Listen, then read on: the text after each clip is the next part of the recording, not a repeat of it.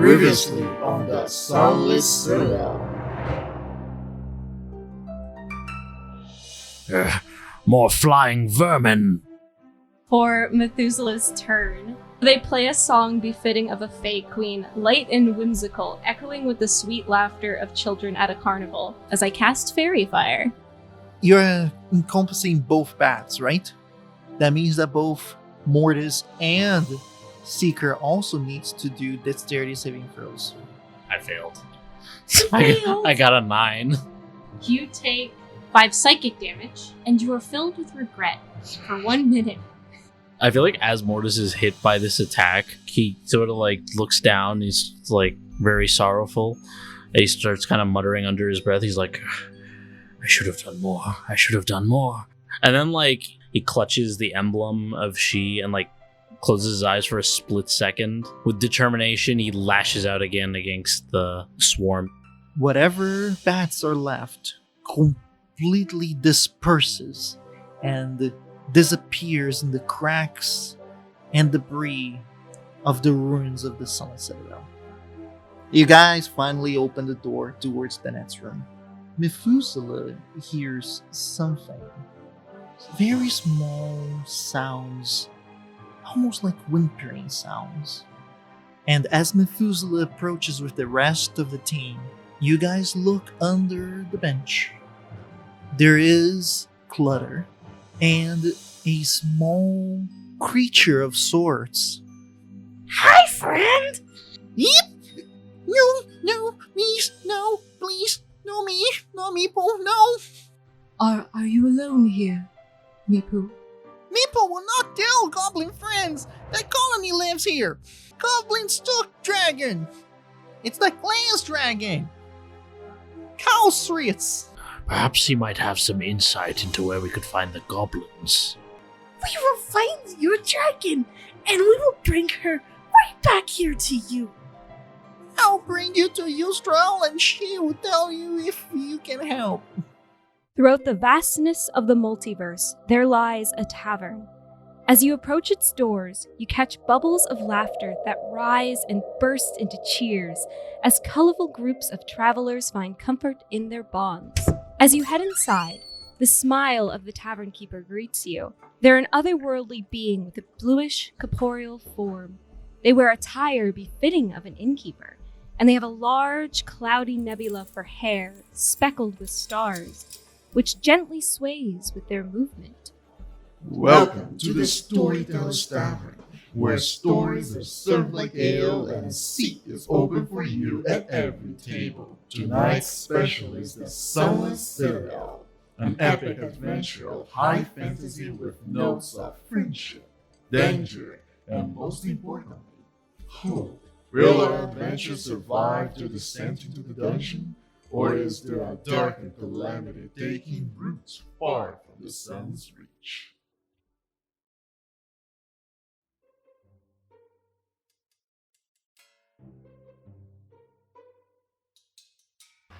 So Methuselah is going to turn to the group and be like, I think we should do something about Thorn in terms of maybe hiding him so that, the kobolds don't see an enemy when he walks into their sort of community, especially considering that goblins did steal their dragon.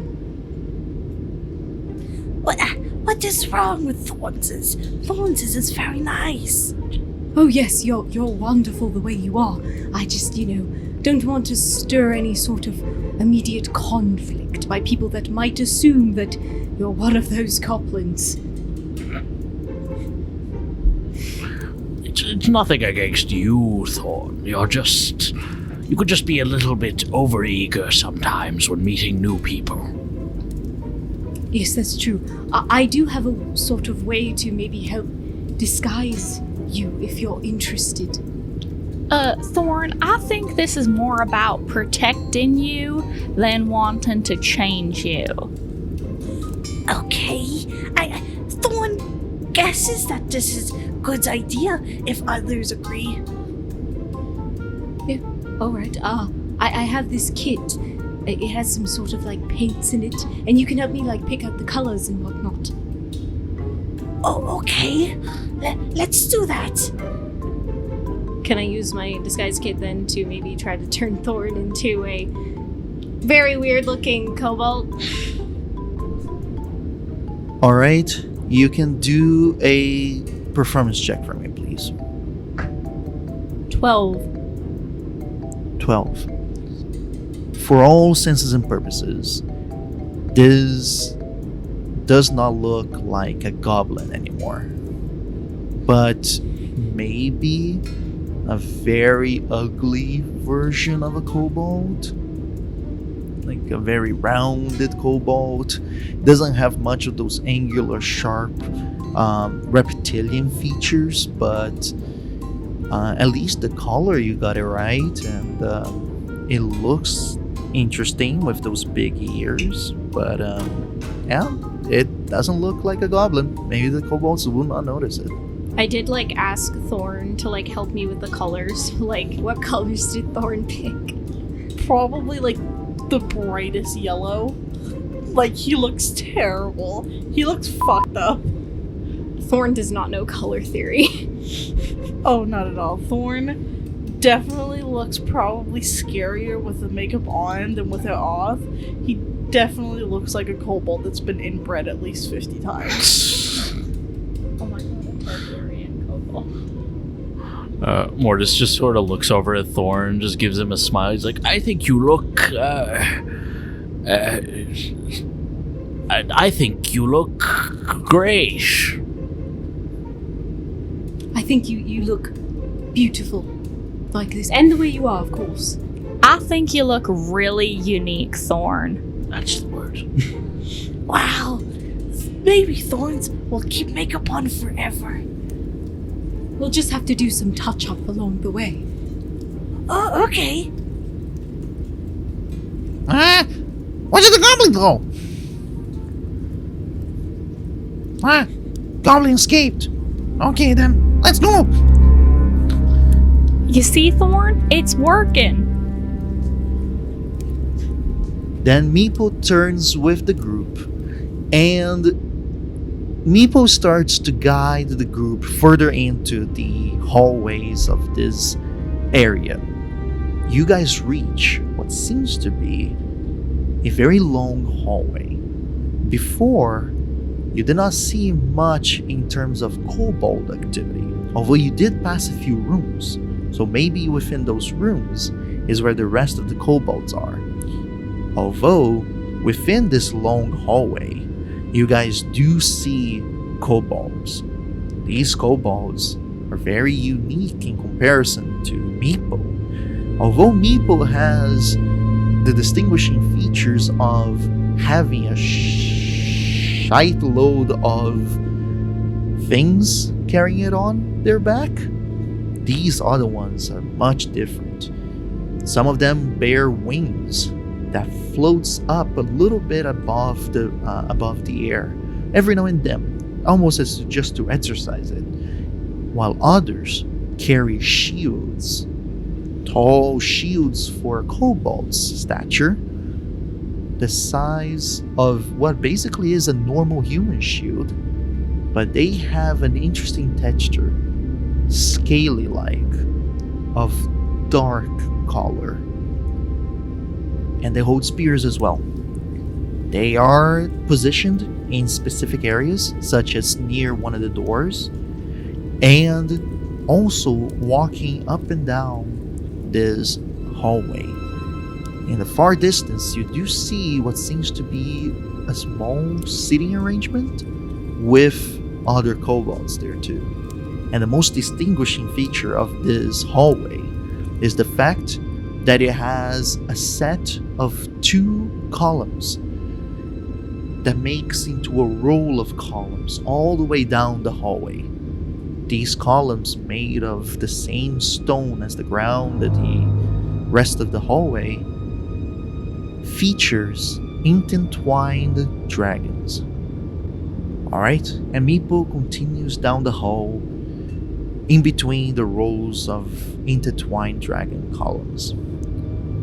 It takes no more than 10 minutes to reach the end, where there you see what seems to be a singular short throne. This throne is constructed of fallen bits of masonry stacked together against an old altar. On the top of this altar sits what seems to be a small chest, and there is a portion of this altar that serves as the back of the throne that is intricately carved into the head of a dragon that you recognize far too well, for it is the head of the Dark Warden. That pedestal, with the visage of the Dark Warden, clearly shakes your very core, Methuselah, and you're currently 10 feet away from the altar, and the kobolds by the altar, and you are frightened of the altar. So do consider as if you had the frightened condition to the altar. Then yeah, I'm gonna move away as far as I can from the altar. Completely back to the end of the hall. Yup. Just walk out. Frightened condition. It's true. Alright. Meanwhile, everybody else stands in front of Yusdral, which is what seems to be a kobold, a little bit bigger, just a few inches bigger than Meepo, but dressed in these weird rags that feels like just a piece of a flag that was taken, and a flag that is so old the painting of it has been like botched out, has been completely like, you can't really see the pattern anymore. You can just see the faint shadow of what once was there. Mostly gray now. It wears as if it was a dress. And there is also beside it another kobold with a large shield made of the same texture as the other two, and a third kobold on the other side of the throne. That one sports what seems to be almost like a makeshift set of wings, dragon wings, but made with rustic materials like pieces of scrap cloth and tarp. But while you guys stand there looking at the leader of the kobolds, Methuselah just turns 180 degrees and starts walking back down the hall. Can I actually say that Methuselah, instead of like turning around, just starts walking like backwards? Yeah, okay, I'm away. okay with that. So meanwhile everybody's facing forward, Methuselah just starts walking backwards while still facing forward. Can Seeker notice that Methuselah's kind of just, doing their I thing? think you would. It's kind of like awkward. Just, yeah. Yeah, I'll say that everybody notices. Is Methuselah okay? Mortis is gonna kind of lean into Seeker and be like, I believe it might have something to do with that. And he points up at the dragon statue. Oh, I think you might be right. Should one of us go check on them? Sure, yes, I believe that might be a good idea. Would you like to do it? Sure, yeah. Last thing that I want to say was the only thing I didn't get to describe is that within the jaws of this carving, there is a silver key propped on it, as if the dragon statue, the dragon carving, was binding into this key. It's loose there, it's literally just propped in it, but that's the imagery that you get out of this. Meepo, whose are these you bring to our community? These are people that will help us help finding our dragon. What do you guys do? Mortis is going to step forward. He's going to give like a very formal bow. And he's going to be like, greetings. I am Mortis of Lestry, warrior of the Tension Dynasty. My compatriots and I have heard of your issues, and we would like to offer our services. In a very regal way, she lifts her head, and you have the impression that it's almost as if she was performing more than actually acting, normally, like most nobles do. She goes, "Polite you are. Very well. You are in the presence of Yustral, leader of the Kobolds, who lives in the ancient home of Kerrigallen, the Dark Warden." We are honored, Yustral. Thorn kind of steps forward, awkwardly trying to like follow Mortis's way of acting, but it comes off really stiff, and he goes, My name is, Meepo, the Kobold. Yusral then looks at Meepo and goes, "Is that a lost relative? Don't know him. Don't know it? Thing? Yes, we are cousins, 5 times removed. Cousin? Ah!" And Meepo approaches and hugs you in a intense, passionate hug. "Yes, Meepo! Meepo! You finally found us! I never knew of you!" Thorn just hugs him back and goes, Yes, we found each other. Meepo is here. Meepo is here to stay forever. Now the hugging intensifies into hugging jumping, because Meepo starts to jump. I don't know if Thorn reciprocates into jumping into little hops while hugging, but that's at least what Meepo does. the more energy that's given, the more like riled up Thorns get. So Thorn probably escalates it from jumping to just like picking up Meepo and like spinning him really fast. And Meepo just extends their arms, whee, as it just gets spun by you. Meepo is actually very light, very light. Maybe I'm not nourished, but very light. Yusdral then goes, Meepo, behave yourselves in front of your leader. Come on. Thorn will like put Meepo down and then like do a little bow and be like, Yes, sorry, you glorious Nessus one. Yes, thank you, yes. You can join our community or colony is back there. She points to the end of the hall. You can gather with your family and Meepo's last relative, Uncle Tripo. Yes, I will do that. Now, you spoke of helping us. You sure you can do that? The goblins are particularly evil and very dangerous.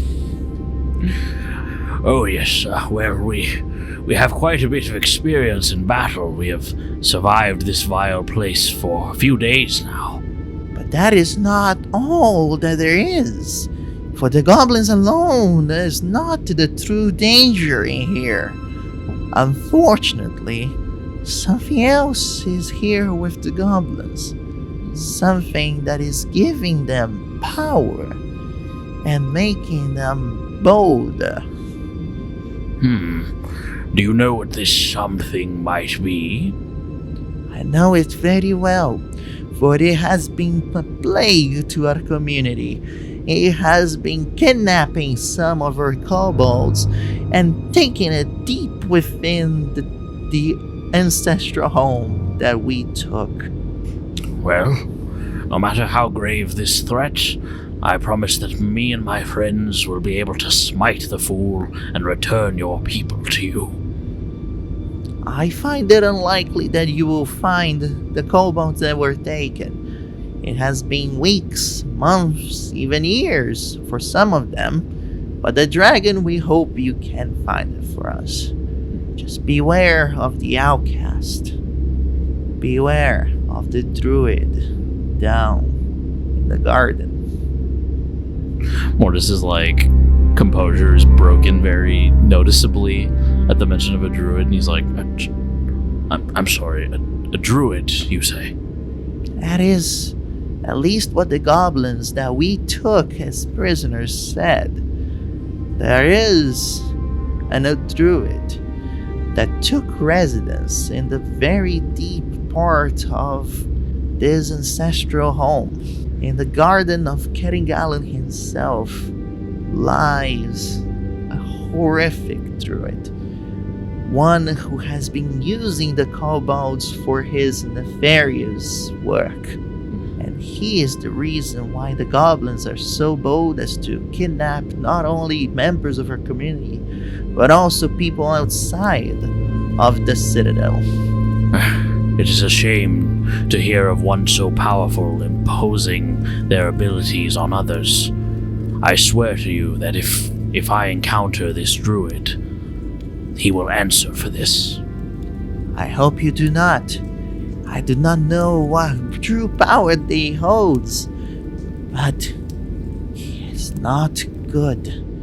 I have seen some of its minions and some of its horrors as my Kobold warriors had to fight some of the skeletons that was brought up by this druid, or some of the adventurers that unfortunately met their demise within the garden and came back up as skeletons as well. Indeed, we ourselves encountered some skeletons on our path here. So you know the danger he can bestow upon people who traverse the area. Be careful. Just find our dragon so we can make sure we are safe from this evil. Your caution is appreciated. Do you know what direction we must travel to reach the goblin encampment? Yes, I do. And I can provide some sort of guidance all the way there. I can ask one of my kobold warriors to join you until you find the dragon. Then I will have to ask the kobold to bring the dragon back. You can join too, or you can just proceed forward. But at the very least, I can do that. For you see, there are two paths that leads towards the kobold area that they took from us. One is by the end of the hall. You guys must have seen the two kobold warriors protecting a door in the end of the hall. That door leads to the goblins' encampment. It's the shortest of paths, and we have trapped it and make sure that it's safe because the goblins have used many times to kidnap members of our community. We have trapped it and locked it, and we keep it tight under security. But if you guys wish to use it, it would be the fastest way to get there. Although there is another entrance going around the different tunnels not too well explored by us, as we try to keep ourselves close to each other for safety in numbers. That path might not be as well protected as well by the goblins. Unfortunately, I will not be able to tell you exactly where to go. Well, we have much to consider then, but thank you for your assistance. I promise that your faith in us is not misplaced. And he's going to give another bow. Good. I will also reward you. I know that you late subjects of the dragons now feel entitled to take compensation whenever doing some tasks. So if you guys do bring my dragon back, the contents of my treasures, and she kind of looks towards the little chest on top of the altar, will be yours. You have any questions to which can I aid towards your new quest now? Yes, actually, I had a query about the dragon. What role did it play within your community? Calcryx is meant to be our protector and our future leader, for we are still heir to the dragons, and we seek to have their reign back. Their divine domain is still very alive within, and she puts a hand over her chest, our hearts. They unfortunately were usurped long time ago, and we just want to make sure to have their guidance and love again. Now we scramble and we scour and we hide. But back then, at least my parents and grandparents would say, we were respected and we were powerful. Mortis is gonna kind of consider the words and be like, well, I understand your urgency then. I will do everything in my power to return this heir to you. Please do so. It took many of my people to find an egg intact. Oh dear, your great ship, might I ask one more question? Go right ahead. Do you know the way to the colony? I believe my young friend Meepo must have run off. Oh, I mean, Meepo was with Neepo, so you can just look inside of the colony. It's literally just in the end of the hall. You can ask any of the kobolds standing guards to guide you there. When you guys are ready to undergo your search for Calcryx, just return to me and I'll make sure to order 2 of my kobold warriors to go and guide you. Yes, of course. Thank you for your time. I promise we will return with haste. Do so, please. And then, Mortis is gonna turn away, and, all the composure from his face just fades away. And under his breath, he's just like, that goblin's going to be the death of me. In the meantime, let's go back to see what Methuselah was doing while this whole conversation took place. So you're gingerly backing away to the point that you could not hear the conversation. Seeker then follows you. Hey, Methuselah. Oh, hello, Seeker. I sort of just lost myself for a moment there.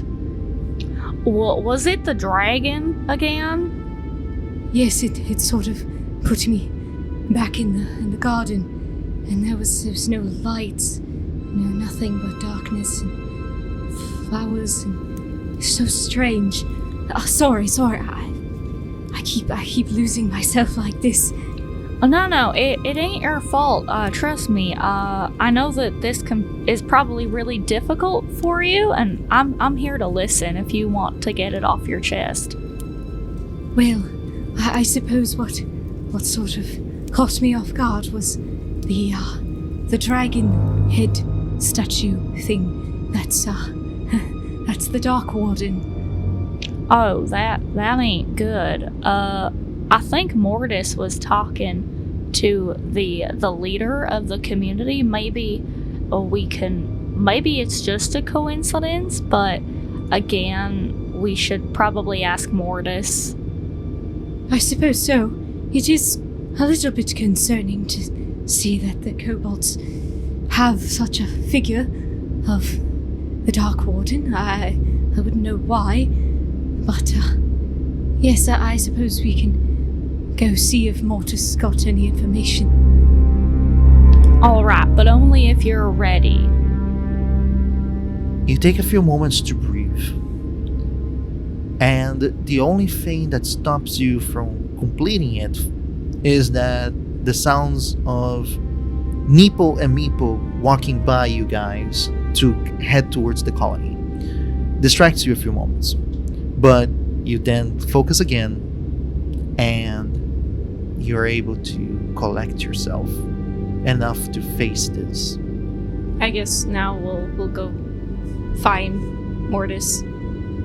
As you guys are heading back towards the little throne room, Mortis literally just finishes talking to the leader, Yuzral, and turns around, murmurs something under his breath, you don't know what, but as you just take a few steps forward, you see the two, Methuselah and Seeker, coming back. Oh, sorry there, Mortis. I got a little frazzled. No worries, it happens. I understand, given your fears. But right now, do you know where, and he realizes that they're still among the kobolds. Do you know where Meepo ran off to? Oh, we just saw them pass by like a moment ago. Well, I think it might be pertinent for us to collect him, just because, we don't want anything to get uncovered. I suppose so. I guess we'll start making our way back to the direction. And as we're walking, I do want to ask Mortis about what he talked about. Mortis, if you don't mind, I didn't quite hear the conversation. What did you talk about with the leader?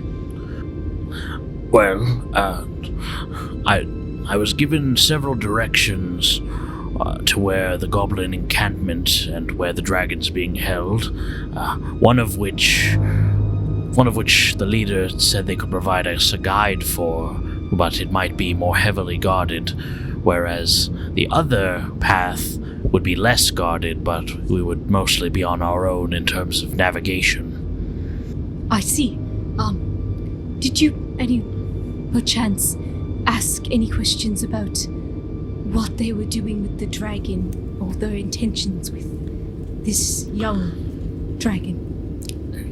Well, these kobolds are a little bit fanatical. They seem to believe that the dragon is a sort of heir, and that it is meant to be their future ruler of sorts. Oh, so then these kobolds then are part of the Dragon Empire? Well, in a sense, I believe their ancestors were part of this empire, but for the most part they seem relatively harmless. Maybe they had a falling out and are trying to get back in the good grace of the dragons. Either way, if they're trying to do this, it's not good. I understand your fears, but there is no empire, not anymore. This dragon is a mere survivor. The dragon itself may not be entirely bad, but if these people want to sort of bring about the Draconic Empire or interact with it in any way, it's evil, because the dragons were all about oppressing others. You know, they were not kind to the people in their court or the people who served underneath them. They had, many servants who they treat like garbage. I don't know if it would be right to bring this dragon back so they can hurt people. In the least, the goblins have been abducting members of the kobold community, and apparently there's some sort of evil druid that's been raising the dead. I believe they were responsible for the skeletons we've encountered. So what we do with the dragon, well, we'll save that decision for when we find them, but in the very least, there is evil that must be thwarted. I do want to mention, we're not too far from Tom's Rest, and if there's gonna be dragons flying around in the sky, I don't really want my people to be dealing with that, if you know what I'm talking about, because, well, fur could catch on fire very, very easily. You make a fair point, Seeker. Well, it's not for us to decide at the moment. I believe what is most pertinent is that we find this goblin encampment and perhaps even this crazed druid. And I mean, I know this is sort of weird to say considering, but I think it's also worth considering that, we should also listen to the goblins and their story as well. Because who knows, these kobolds might have a reason to hate them, but the goblins might have their own reasons as well. Not giving an excuse for any of the actions between these two parties, but it's still worth sort of sorting out. I don't want to assume that people are just evil for existing and trying to survive. You are correct. We don't have the full story at the moment. I believe the only way that we will figure any of this out is if we venture out and find the truth for ourselves. But the first thing we need to do is find that pesky little friend of ours. Thorn, or should I say Meepo, you are brought to this place by Meepo, which is a very big room. Like, it should be equivalent to a theater almost, of how big it is. And within this huge area, it's very near the door that Yuzruel mentioned, the one that was guarded by the two kobolds. Within this room, there is literally a miniature city made of scraps and garbage and tarp and whatever can be found, with small little alcoves of light made with bonfires of garbage, and there is easily at least 45 kobolds amongst old, young, and like able bodies that are working and living together and talking and teaching and playing and everything. It's an active community here, made of the scraps and everything that they could find. You do spot at least 2 kobold warriors bearing shield and spear as well, but they are calm here. They are sitting, they are talking to the rest of the friends and community members, and Meepo actively goes, "Let me bring you to Tribo! Let's go!" and darts into the midst. What do? Thorn follows very excitedly. You follow it silently into the midst, into the crowd, until you find a small T-shaped hovel that you don't even know how it is a hovel, because it's almost like a little flag post with a tarp that is stretched out into the ground, making a weird T shape, making a little triangle shape. And underneath the tarp, there is what seems to be an older kobold. Same color as Meepo, this brownish, scaly color, but they seem to be less saturated, and that signifies the old age in it. Meepo then walks up to Tripo and goes, "Uncle Tripo, look! We found Meepo! A cousin removed!" Tripo, who was tending a rat, looks up to you, squints its eyes, and with its lower jaw shaking, "It's so good to see you, Meepo." And he brings you up into a hug, and he goes, "So long it's been since it's just me and Meepo, but now not anymore. Meepo is here. Now we must make sure to populate our family again. We need to make it big like it was before. I had 16 cousins, and I need to make sure that we bring our numbers back. Meepo, have you spoke to Sheila?" "No, Sheila doesn't talk to me." Meepo, you got good. You had everything with the dragon job.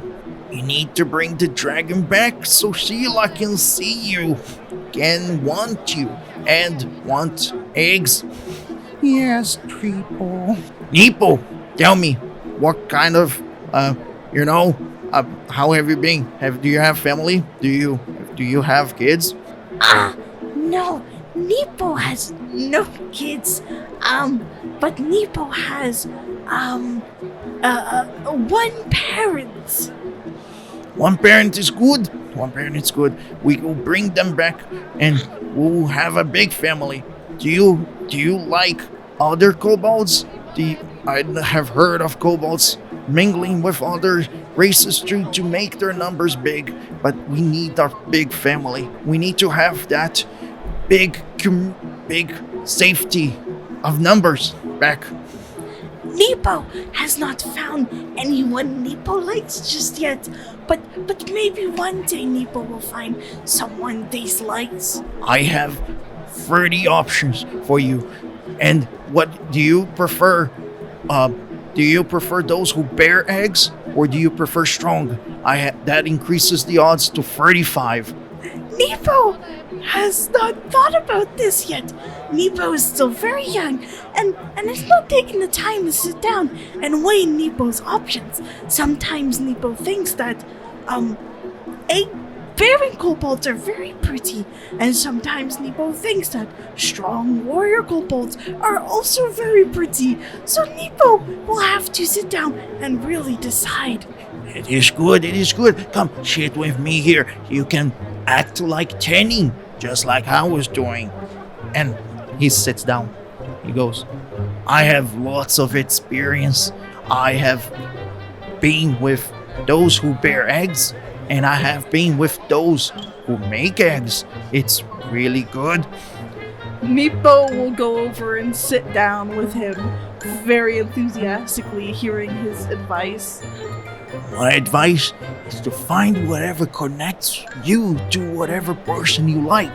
I had a moment where I liked very smart kobolds. They were very difficult because, I am strong, not much smart. So I had to find a way to connect my smarts with their smarts. And that's why I'm good at cards, because I could always trick them and make them think I'm smarter than they are. That way I got a lot of kobolds to be with me. Some created kids, others just integrated kids into our family, increasing our power to 13 offsprings, accepted ones and biologically too, from eggs. But then I went into a phase that I liked strong ones, and I just wrestled them. It would be nice. The key here is to find what connects you to the next one. Now let's look at that one over there. That one seems to be very strong. Bushes barrels a lot. So, do you like strong ones?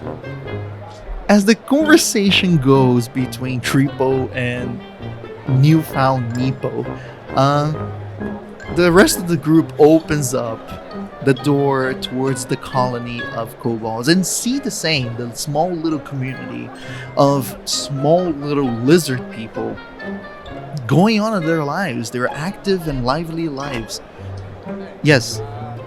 I imagine, as we're kind of we're gonna go look for Thorn now. Imagine as we do, Methuselah is gonna take out Yorick, and I'm gonna play some music as we're walking through. And I'm going to actually play a song about a red dragon who is basically just the story of Valakaris, but instead of having her be a dragonborn, I'm saying that she's this beautiful red dragon. You start to play on Yorick, but maybe it's the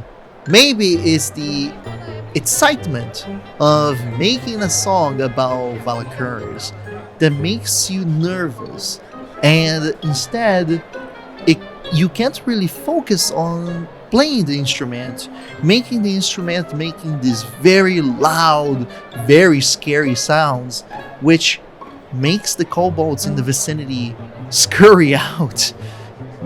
As you were walking, there is a good 10 feet of space that the kobolds are opening up for you. Meepo, Thorn, you hear this sound in the distance, and Tripo goes, "Oh! My ears! It hasn't been the same, but I haven't heard something as bad as this as the one time I tried to serenade people. Oh!" Meepo will look at him and go, Oh yes, that is the horrible instrument that screams that my friend has. I will go with them now and help take back the dragon from the goblins. Oh, make them stop! All chances of making you be with someone is decreasing by the time he continues playing. Yes, I love you, Uncle Treepo. And then he'll go to Meepo and be like, I love you too, Meepo. And then he'll run out and go towards the sound. We love you, Meepo. Meepo then waves at you. Bye! Come back fast! And Thorn quickly heads towards you guys. Mortal's gonna see Thorn and just like, as soon as he gets close enough, just like pick him up by the scruff of his clothes, just be like, "You had me so worried." They're trying to make me find other kobolds to make little kobolds, but the Thor does not know if he likes that like that. Well, this is what you get for trying to integrate yourself into their family. They're very confused. Oh, don't worry, Thorn. These kobolds, they're more used to safety in numbers, so I imagine this sort of family was just, trying to keep you safe in strange ways that they found was the way to keep you safe. Yes, but they were asking Thorns as if he likes different kobolds and likes loving the kobolds. He said Thorns does not feel like that, and now Thorn is very confused. Mortis is gonna put Thorn back down and just like sort of kneel down to him and be like, "Listen, I was just very worried because if they had discovered who you are, Lord knows what they would have done to you. You need to be more careful." Thorn nods and he just like crawls into Mortis's shell. Yeah. He'll like pat his shell, just be like, "All right, it's all right." What do you guys do now? Well, should we decide which path we're going to take, or is there anything we want to do here before we go? There are different paths we can take. Yes. Mortis is going to briefly explain what he said to Seeker and Methuselah earlier. Hey Mortis. Yes. I think there was a key in the dragon's mouth, in the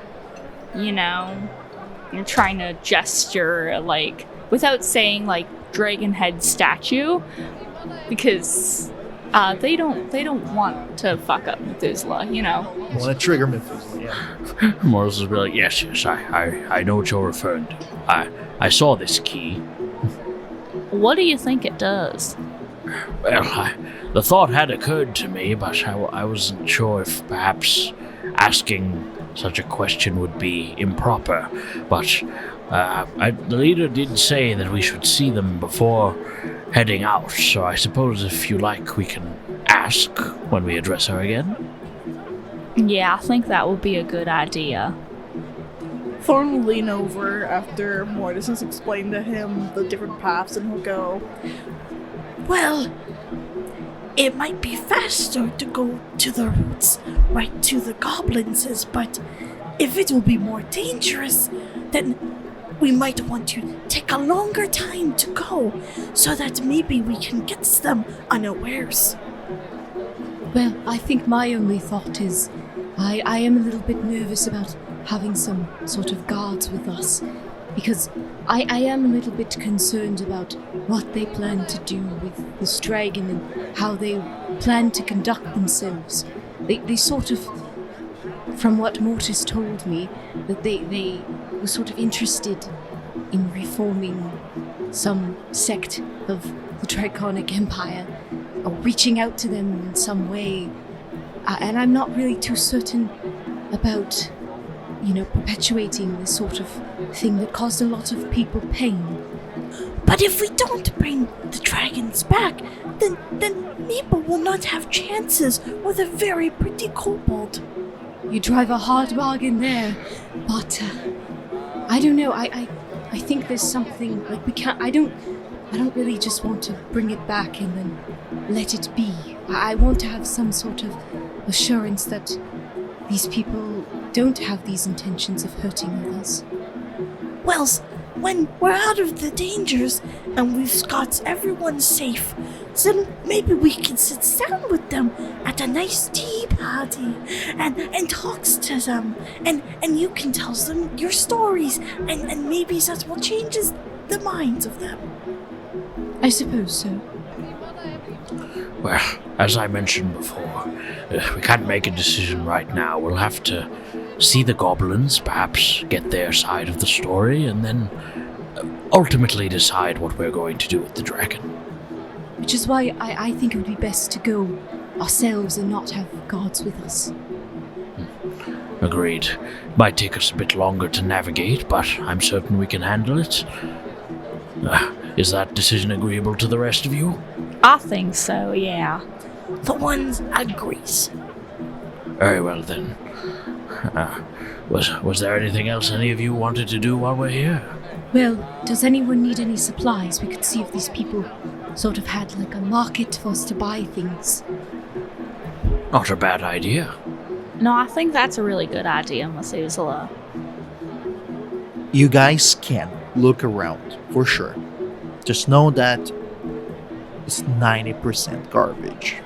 Most of the stuff that you guys would find is probably just like provisions and rations because they cook the meats that they find out there.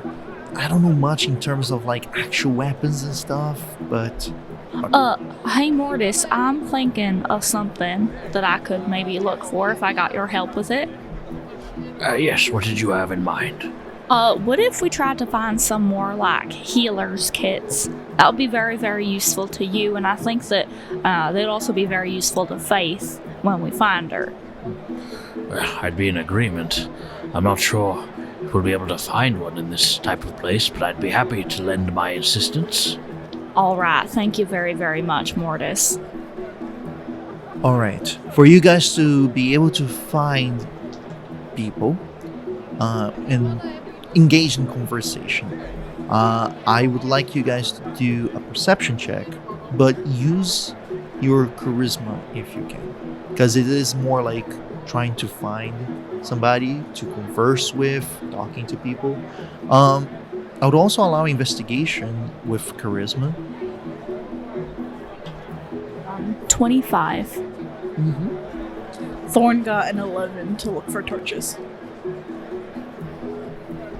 So, if I understand correctly, Methuselah and Mortis with Seeker, you guys are all looking for like healer's kits and stuff like that to help heal them. Meanwhile, Thorn is looking for someone that can get torches. Everybody passes on this. It's just I'm gonna try to discern how much you can get out of the numbers that you rolled. Yours was 18, right? No, mine was a 11. 11? That's still good enough. You can easily find a person, one of the kobolds, that is interested in providing you, not even a trade, just provide you, because they did think you are a kobold.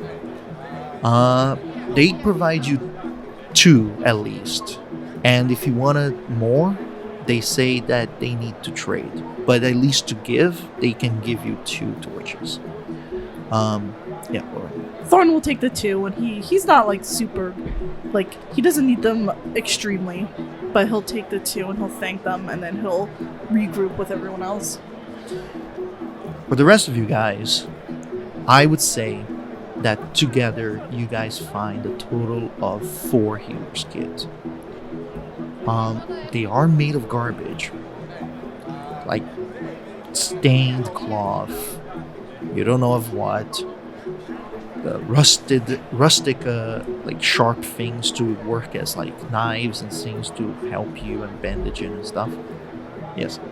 Just looking at them, like without fully analyzing, can we determine whether or not they might work? That's the thing.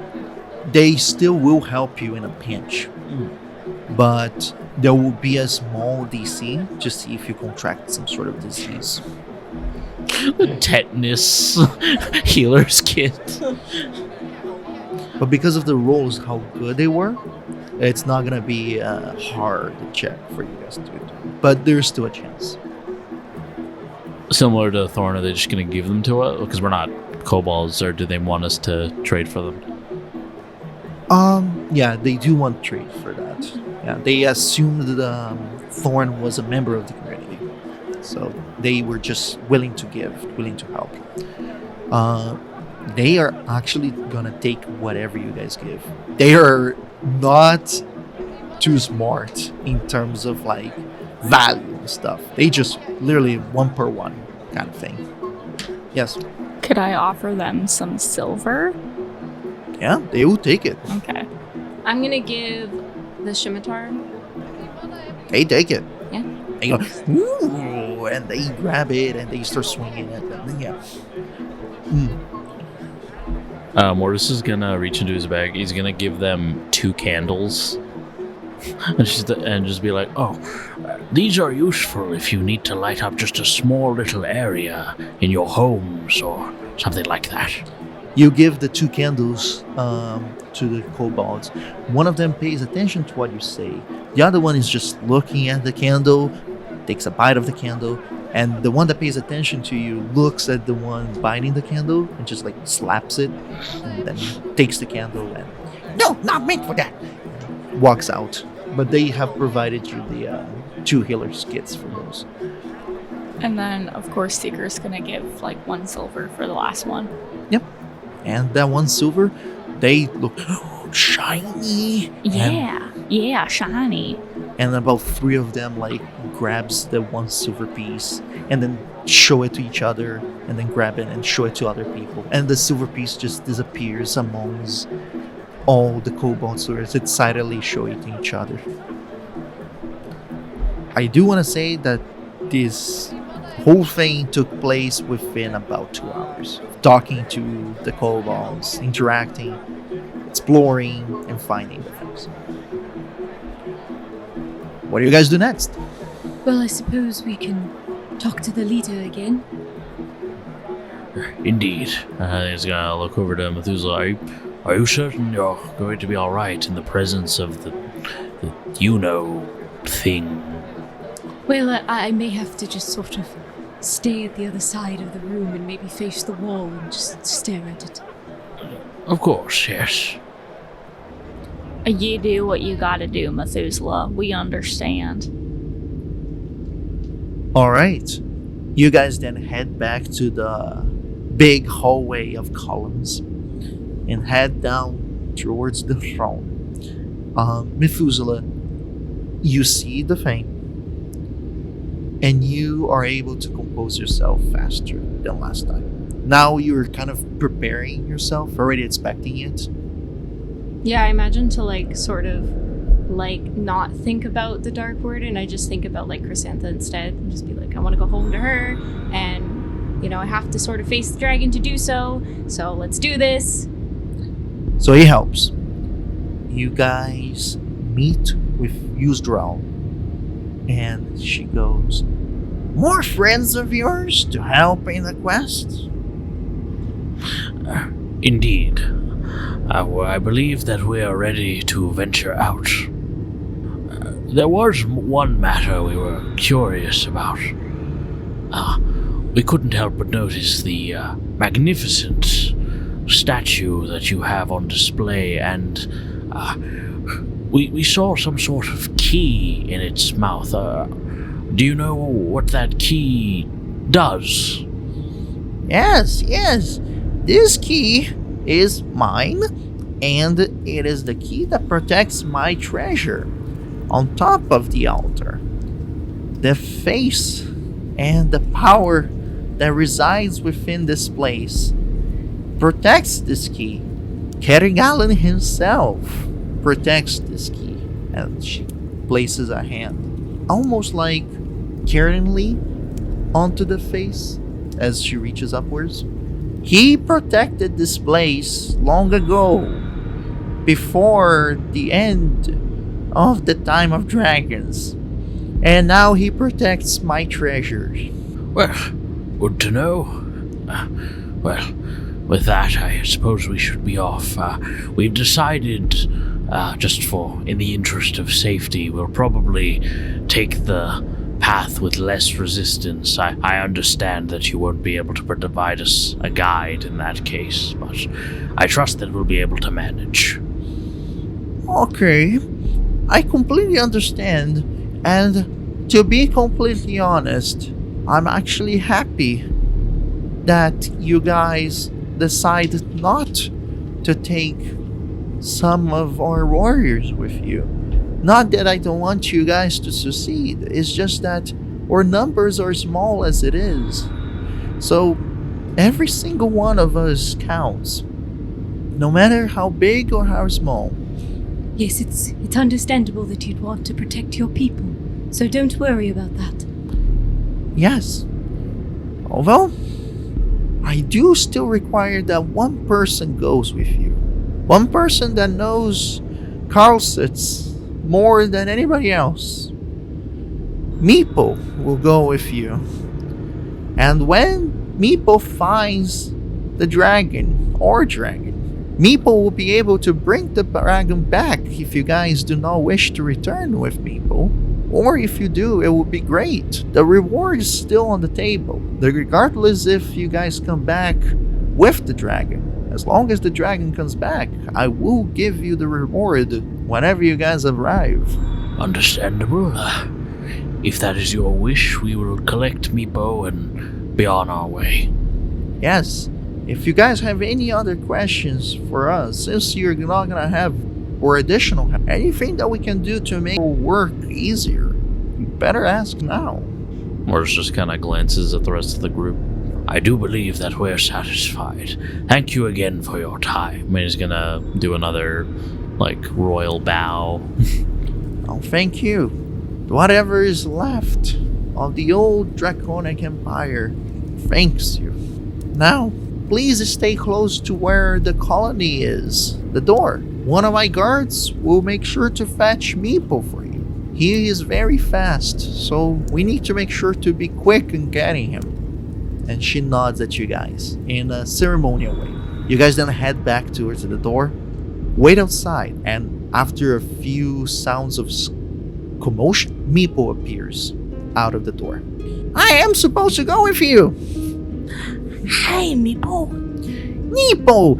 Yay! We will be together! Yes, we will get the dragonses together. Yay! Yay! Alright then, I can guide you to the area, but from there on, I don't know where to go. So, you guys will have to lead. I'll just follow and make sure not to be in front of you or around you, or at least distracting you. I'll try. Never fear, Meepo. Once you get us there, we'll be quite capable. Yes, and we'll keep you safe along the way. Thank you. I mean, it means a lot to me that you guys are helping, and Meepo is helping. Treebo will be so happy. Alright, we can go. And Meepo just kind of does one of those little hops to adjust the weighted garbage that he has on his back, and he proceeds on forward.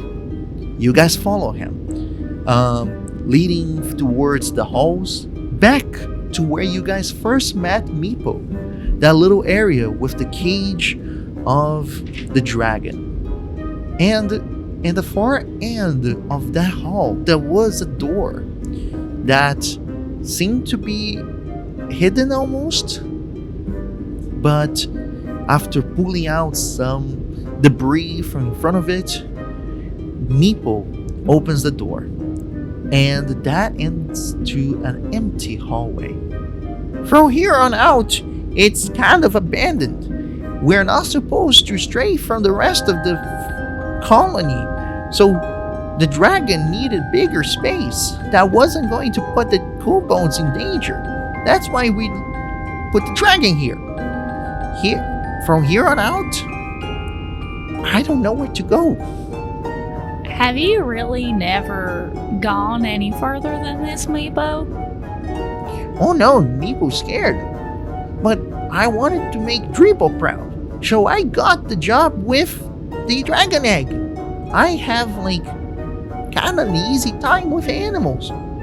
At least out of animals that crawl and animals that make little silk webs.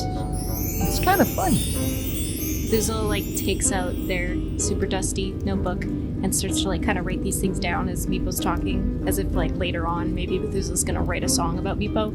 Well, Meepo, do you at least know which direction we could start in that might perhaps lead us to where we need to be? And he points towards the empty hallway.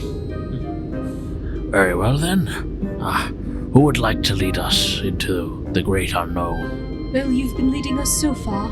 Yeah, and you haven't led us astray yet, Mortis, so I'm gonna say that we're gonna trust you to lead us. Understandable. Thorn, he's like about to say Thorn, he's like, Meepo. Meepo will hop off of your shell and light up a torch for you. Thank you very much, little one. He's gonna pat you on the head. Well then, let's be off. You guys go down this hallway. It's serpentines, left and right, almost as if heading further into the debris of the Sunless Citadel, the ruins of the Sunless Citadel. You guys then open a door that leads to an empty chamber. A chamber that is home only to rat droppings and maybe some stained flagstones and crumbled debris. Up to you guys to do whatever you want in this empty chamber before going to the next one that is immediately opposite to the door that you just opened. Can I roll to see if there's any signs that Faith has been here? Roll a, I would say, survival check. Sorry, an 11. 11? This place is very dusty. So, although some little footsteps are noticeable, no big footsteps are noticeable. You don't think that anybody was here. Mortis is gonna pull out his greatsword and just like sort of lean it on his shoulder as he's walking, and just turn to the group and say, "Be careful.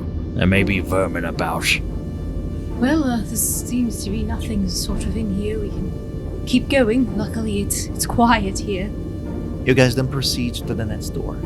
Opening it, it's a little bit stuck. So you guys put your strength behind it and open the door finally. The place is very similar to the previous room that is empty, at least in size. But there's clearly what seems to be a path ahead towards another set of hallways. But to your left, there's a door.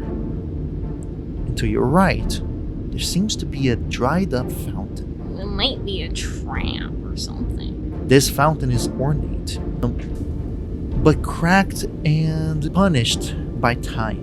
The fountain's overarching carving is that of a diving dragon, retaining little of its original beauty, but the craftsmanship is still very well noticeable. A dragon that is carved from stone and dives into the inexisting pond. And there's the wall on the other side, like I said. What do you guys do? Well, do we want to keep going down, or shall we check out this door? Before Seeker answers that, can I again check to see if there's any signs that Faith has been here? Do a survival check. 15. Indications clearly show signs of rat activity. Little small feet, droppings, but no humanoid-like feet. Even small ones such as the kobolds or the goblins is not noticeable here. I think we should continue on. By looking at the footprints on the ground, it doesn't appear to have been stepped on by any, well, humanoid beings like Faith would be. Can I go to the door beside us and like put my ear against it and try to listen for something? You start to head towards the door. The door from a distance just seems to be a ornate door of the same stone as the rest of the dungeon. But getting closer, you see the intricacies of the door carving, starting with the fact that the door and the frame has a clear carving that goes at least like 1 inch in the very middle of the door, almost as if it was a line that crosses over the door.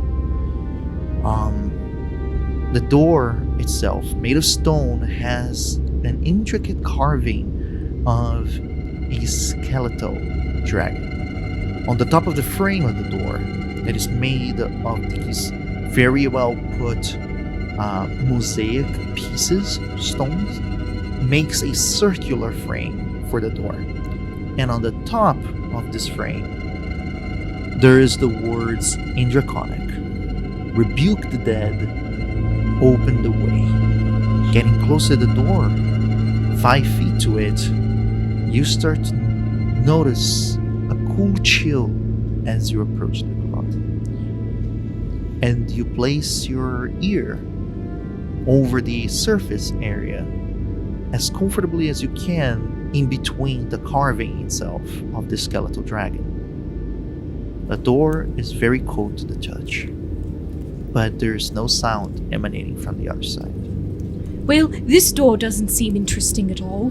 We should definitely keep going. Are you sure? No, there's nothing of note at all? Oh yes, it's just a weird carving. That's all in some gibberish writing. It's just nothing. It's not interesting. Well, in that case, then we can go down the dark hallway. Well, I trust you. Let's move on. Yes, let's get away from this door as best we can. I just trust you. Actually, can Seeker roll insight just because Methuselah seems to be acting odd? Yes, Seeker, you can. Can Thorn help Seeker? Sure. An 18. So you're easily able to see that Methuselah is very agitated by this door. The consensus between Thorn and Seeker is that Methuselah might be hiding something.